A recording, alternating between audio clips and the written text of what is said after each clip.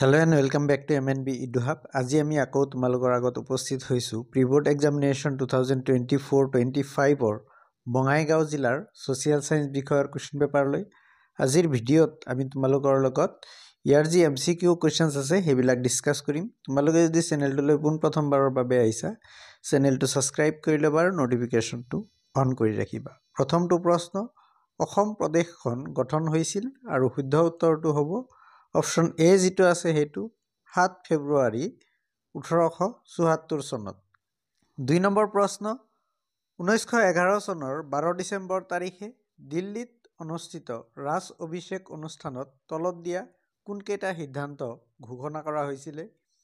1 নম্বৰত কৈছে বংগদেশৰ পুনৰ একত্ৰীকৰণ, এটো সঁচা হয়, এটো সিদ্ধান্ত লোৱা হৈছিল। 2 নম্বৰত কৈছে ভাৰতবৰ্ষৰ ৰাজধানী কলকাতাৰ পৰা দিল্লীলৈ স্থানান্তৰকৰণ, এটোও সঁচা হয়। 3 নম্বৰত কৈছে অসমৰ ৰাজধানী শিলঙলৈ পুনৰ স্থানান্তৰ, এটোও সঁচা। আৰু 4 নম্বৰত কৈছে অসমৰ প্ৰশাসন মুখ্য আয়ুক্তৰ অধীনলৈ যায়। এই 4 নম্বৰ যেটো আছে এটোও সঁচা। 1 2 3 4 গুটেকেইটা সঁচা। এটো আমাৰ অপশন ডি ত আছে, এই কাৰণে অপশন ডি টো শুদ্ধ উত্তৰ হ'ব। 3 নম্বৰ প্ৰশ্ন সত্যাগ্ৰহৰ কৌশল গান্ধীজীয়ে কোন দেশত পোন প্ৰথমতে প্ৰয়োগ কৰিছিল? আৰু শুদ্ধ উত্তৰটো হ'ব অপশন বি যেটো আছে হেতু সাউথ আফ্ৰিকা বা দক্ষিণ আফ্ৰিকাত।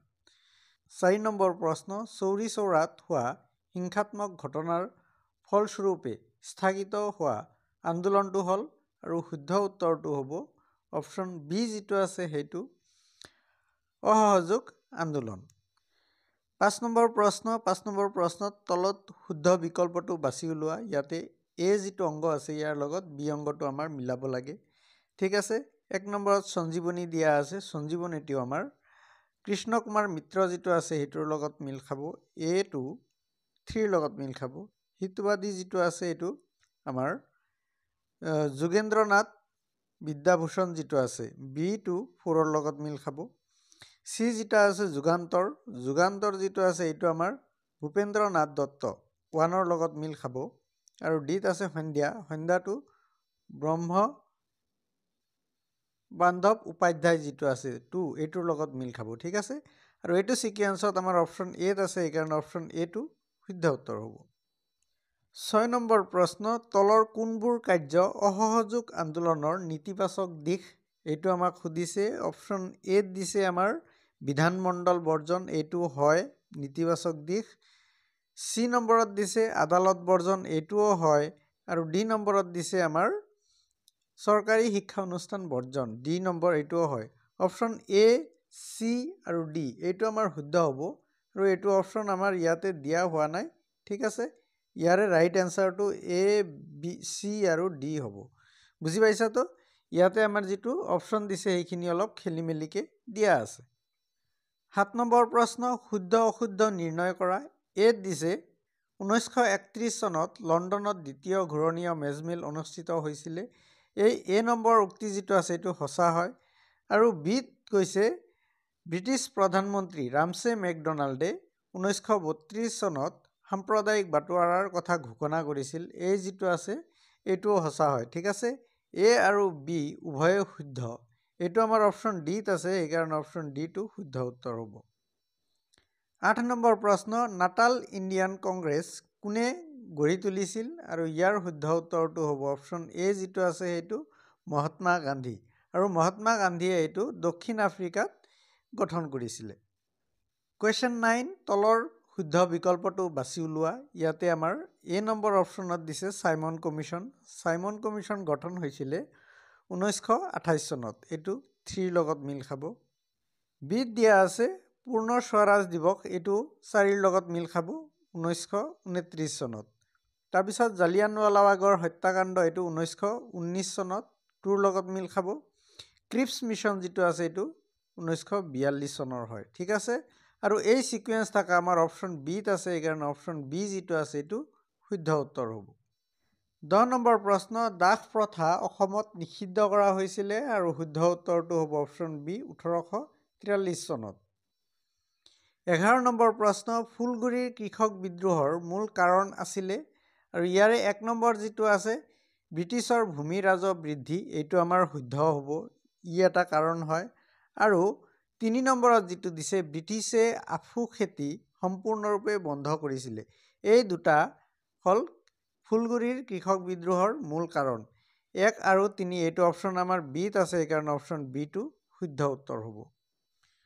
শুদ্ধ অশুদ্ধ বাছি উলিওৱা 12 নম্বৰ প্ৰশ্ন। এত কৈছে 1853 চনত মুফত মিলছে অসমলৈ আহিছিলে, এই উক্তিটো সঁচা হয়। বিত কৈছে 1854 চনত ফুলগুৰিৰ কৃষক বিদ্ৰোহ সংগঠিত হৈছিলে, এই যিটো উক্তি আছে এইটো মিছা হয়। ফুলগুৰিৰ যিটো কৃষক বিদ্ৰোহ আছিলে এইটো 1861 চনত হৈছিলে। এ শুদ্ধ, বি অশুদ্ধ, এইটো আমাৰ অপশ্যন বিত আছে, সেইকাৰণে অপশ্যন বি যিটো আছে এইটো শুদ্ধ উত্তৰ হ'ব। নেক্সট 13 নম্বৰ প্ৰশ্ন। অসমত অসহযোগ আন্দোলনৰ প্ৰধান কাৰ্যসূচী আছিলে আৰু ইয়াৰে যিখিনি অপশ্যন দিয়া আছে তাৰে এ নম্বৰ যিটো আছে জাতীয় শিক্ষানুষ্ঠান গঢ়ি তোলা, এইটো আমাৰ শুদ্ধ হয়। ঠিক আছে। তাৰপিছত 3 নম্বৰ যিটো আছে কানিৰ প্ৰচলন বন্ধ কৰা, এইটোও সঁচা হয়। আৰু 4 নম্বৰত যিটো আছে চাহ বাগিচাৰ নিবনুৱাসকলে বা বনুৱাসকলে বাগিচাৰ পৰা ওলাই অহা, এইটোও সঁচা হয়। 1, 3 আৰু 4 এইটো আমাৰ অপশ্যন এত আছে আৰু সেইকাৰণে অপশ্যন এ যিটো আছে এইটো শুদ্ধ উত্তৰ। নেক্সট 14 নম্বৰ প্ৰশ্ন। শুদ্ধ বিকল্প বাছি ওলোৱা। এ নম্বৰত আমাৰ আহোম সভা দিয়া আছে, আহোম সভা যিটো আছে এইটো পদ্মনাথ গোহাঁই বৰুৱা। এ যিটো আছে এইটো আমাৰ 3 লগত মিল খাব। যোৰহাট সাৰ্বজনিক সভা, এইটো আমাৰ জগন্নাথ বৰুৱা 4 লগত মিল খাব। আসাম এছ'চিয়েশ্যন যিটো আছে এইটো মাণিক চন্দ্ৰ বৰুৱা 1 লগত মিল খাব। আৰু অসম প্ৰদেশ কংগ্ৰেছ কমিটি এইটো নবীন চন্দ্ৰ বৰদলৈৰ লগত মিল খাব। ঠিক আছে। আৰু এইটো ছিকুৱেঞ্চ থকা আমাৰ অপশ্যন বিত আছে, সেইকাৰণে অপশ্যন বি যিটো আছে এইটো শুদ্ধ উত্তৰ হ'ব। 15 নম্বৰ প্ৰশ্ন। জোনাকীৰ প্ৰথম সম্পাদক আছিলে আৰু শুদ্ধ উত্তৰটো হ'ব অপশ্যন ডি যিটো আছে এইটো চন্দ্ৰকুমাৰ আগৰৱালা। 16 নম্বৰ প্ৰশ্ন। গুৱাহাটী বিশ্ববিদ্যালয় স্থাপন কৰিবলৈ কোনটো সংগঠনে পোনপ্ৰথমতে দাবী উত্থাপন কৰিছিলে? আৰু যিখিনি অপশ্যন দিয়া আছে তাৰে ভিতৰত শুদ্ধ উত্তৰ অপশ্যন এ আসাম এছ'চিয়েশ্যনে। 17 নম্বৰ প্ৰশ্ন। 1930 চনত জে আৰ কানিংহামে এখন চাৰ্কুলাৰ প্ৰকাশ কৰিছিলে। চাৰ্কুলাৰখনৰ মতে যিসকল ছাত্ৰ বা অভিভাৱকে আন্দোলনত অংশগ্ৰহণ কৰিব তেওঁলোকক জৰিমনা বিহাৰ লগত ছাত্ৰবৃত্তিৰ পৰাও বঞ্চিত কৰা হ'ব। কানিংহাম চাৰ্কুলাৰখন তলৰ কোনটো আন্দোলনৰ লগত জড়িত, এইটো আমাক সুধিছে আৰু শুদ্ধ উত্তৰটো হ'ব অপশ্যন চি যিটো আছে সেইটো আইন অমান্য আন্দোলনৰ লগত জড়িত। 18 নম্বৰ প্ৰশ্ন। সম্পদ হ'বলৈ সামগ্ৰী এটাৰ কি গুণ থাকিব লাগিব? আৰু ইয়াতে যিখিনি অপশ্যন দিয়া আছে ইয়াতে অলপ খেলি মেলি আছে। ঠিক আছে, ইয়াৰে এনচাৰ এটা নহ'ব, 3টা হ'ব। কাৰ্যকাৰিতা, উপকাৰিতা আৰু পৰিৱৰ্তনশীল ধৰ্ম, এই 3টা আমাৰ ইয়াৰ উত্তৰ হ'ব, কিন্তু এই অপশ্যনটো আমাৰ ইয়াতে নাই। ঠিক আছে, এইটো তোমালোকে ভালদৰে চাই ল'বা। 19 নম্বৰ প্ৰশ্ন। শুদ্ধ বিকল্পটো বাছি ওলোৱা। ইয়াতে এ নম্বৰত শিল্পোৎপাদন প্ৰক্ৰিয়া দিয়া আছে, এইটো আমাৰ দ্বিতীয় বৃত্তিক হয়। ঠিক আছে। তাৰপিছত বি নম্বৰত দিছে অনুৰ্বব ভূমি। অনুৰ্বব ভূমি যিটো আছে এইটো আমাৰ প্ৰতিৰোধক, মানে 4 লগত মিল খাব। তাৰপিছত সূৰ্যৰ ৰশ্মি, এইটো আমাৰ প্ৰাকৃতিক সম্পদ হয়, 1 লগত মিল খাব। আৰু ডি যিটো আছে নৱ প্ৰচলন, এইটো আমাৰ সম্পদ সংৰক্ষণৰ উপায় যিটো আছে এইটোৰ লগত মিল খাব। আৰু এইটো ছিকুৱেঞ্চত ইয়াতে আমাৰ অপশ্যনবোৰ দিয়া নাই। ঠিক আছে, অলপ খেলি মেলি দিয়া আছে। আমাৰ এই যিটো আছে এ 2 লগত, বি 4 লগত, চি 1 লগত আৰু ডি 3 লগত, এইটো আমাৰ শুদ্ধ উত্তৰ হ'ব। আৰু ইয়াতে আমাৰ অপশ্যনত এইটো অপশ্যন দিয়াই হোৱা নাই। 20 নম্বৰ প্ৰশ্ন। IUCN সংস্থাটো কোনটো আন্তঃৰাষ্ট্ৰীয় সংস্থাৰ অন্তৰ্গত? আৰু শুদ্ধ উত্তৰটো হ'ব অপশ্যন এ যিটো আছে সেইটো ইউনেস্কো। 21 নম্বৰ প্ৰশ্ন। ভাৰতীয় বন গৱেষণা আৰু শিক্ষা সংস্থা গঠন হৈছিল আৰু শুদ্ধ উত্তৰটো হ'ব অপশ্যন এ যিটো আছে সেইটো 1986 চনত। 22 নম্বৰ প্ৰশ্ন। তলৰ কোনটো অনবীকৰণযোগ্য সম্পদ আৰু অপশ্যনবোৰৰ মাজত শুদ্ধ উত্তৰ অপশ্যন ডি কয়লা। 23 নম্বৰ প্ৰশ্ন, বায়ুমণ্ডলত কোনবিধ গেছ মাত্ৰাধিক পৰিমাণত সঞ্চিত হ'লে এচিড বৰষুণ হয়? ইয়াৰে যিটো দুই নম্বৰ আছে ছালফাৰ ডাইঅক্সাইড, এইটো সঁচা, আৰু 4 নম্বৰত যিটো আছে নাইট্ৰজেন ডাইঅক্সাইড, এইটো সঁচা। 2 and 4 এইটো আমাৰ অপশ্যন বিত আছে, এইকাৰণে অপশ্যন বিটো শুদ্ধ উত্তৰ হ'ব। 24 নম্বৰ প্ৰশ্ন, শুদ্ধ অশুদ্ধ বাছি উলিওৱা। এত কৈছে বায়ুমণ্ডলত সেউজগৃহ গেছৰ পৰিমাণ বৃদ্ধি হ'লে গোলকীয় উত্তাপ বৃদ্ধি হয়। এই যিটো এত কৈছে এইটো উক্তিটো সঁচা হয়। বিত কৈছে বায়ুমণ্ডলত নাইট্ৰজেন গেছৰ পৰিমাণ হ'ল 20.94%। এই যিটো উক্তি আছে এইটো মিছা হয়, সেইকাৰণে এ শুদ্ধ বি অশুদ্ধ। এইটো আমাৰ অপশ্যন এত আছে আৰু অপশ্যন এটো শুদ্ধ উত্তৰ হ'ব। 25 নম্বৰ প্ৰশ্ন, তলৰ কোনটো পৰিৱেশৰ আঞ্চলিক সমস্যা? আৰু শুদ্ধ উত্তৰটো হ'ব অপশ্যন ডি যিটো আছে সেইটো অসমৰ বানপানী। 26 নম্বৰ প্ৰশ্ন, আফ্ৰিকাৰ নাইৰোবিত কেতিয়া ৰাষ্ট্ৰসংঘৰ সন্মিলন অনুষ্ঠিত হৈছিলে? আৰু শুদ্ধ উত্তৰটো হ'ব অপশ্যন চি যিটো আছে সেইটো 1977 চনত। 27 নম্বৰ প্ৰশ্ন, মাটিকালি হিচাপে পৃথিৱীৰ বৃহত্তম দেশ কোনখন? আৰু শুদ্ধ উত্তৰটো হ'ব অপশ্যন চি যিটো আছে সেইটো ৰাছিয়া। 28 নম্বৰ প্ৰশ্ন, এছিয়া আৰু আফ্ৰিকা মহাদেশক কোনখন সাগৰে পৃথক কৰিছে? আৰু শুদ্ধ উত্তৰটো হ'ব অপশ্যন বি যিটো আছে সেইটো লোহিত সাগৰ, এইটো ৰেড চি বুলি কোৱা হয়। 29 নম্বৰ প্ৰশ্ন, কাইৰো কোনখন দেশৰ ৰাজধানী? আৰু শুদ্ধ উত্তৰটো হ'ব অপশ্যন বি যিটো আছে সেইটো ইজিপ্ত। 30 নম্বৰ প্ৰশ্ন, ভাৰত যুক্তৰাষ্ট্ৰৰ বৈশিষ্ট্যবোৰ হ'ল? ইয়াৰে 1 নম্বৰত দিছে ভাৰতৰ অংগৰাজ্যসমূহ বিলগ হোৱাৰ অধিকাৰ নাই, এইটো এটা বৈশিষ্ট্য হয়। 2 নম্বৰত কৈছে ভাৰতৰ অংগৰাজ্যসমূহৰ পৃথক সংবিধানৰ ব্যৱস্থা নাই, এইটোৱে এটা বৈশিষ্ট্য হয়। 3 নম্বৰত কৈছে দ্বৈত নাগৰিকত্বৰ ব্যৱস্থা আছে, এইটো বৈশিষ্ট্য নহয়। আৰু 4 নম্বৰত কৈছে ভাৰতৰ কেন্দ্ৰীয় চৰকাৰ অধিক শক্তিশালী, এইটো এটা বৈশিষ্ট্য হয়। 1, 2 আৰু 4 এইটো আমাৰ অপশ্যন বিত আছে, এইকাৰণে অপশ্যন বিটো শুদ্ধ উত্তৰ হ'ব। 31 নম্বৰ প্ৰশ্ন, উক্তিত কৈছে ভাৰত এখন গণৰাজ্য, এই যিটো উক্তি আছে এইটো সঁচা হয়। কাৰণত কৈছে ভাৰতৰ ৰাষ্ট্ৰপতিগৰাকী ৰাইজৰ দ্বাৰা নিৰ্বাচিত ব্যক্তি, এইটোও সঁচা হয়। সেইকাৰণে শুদ্ধ উত্তৰটো হ'ব আমাৰ অপশ্যন চি যিটো আছে সেইটো এই শুদ্ধ আৰু ইয়াৰ উপযুক্ত ব্যাখ্যা।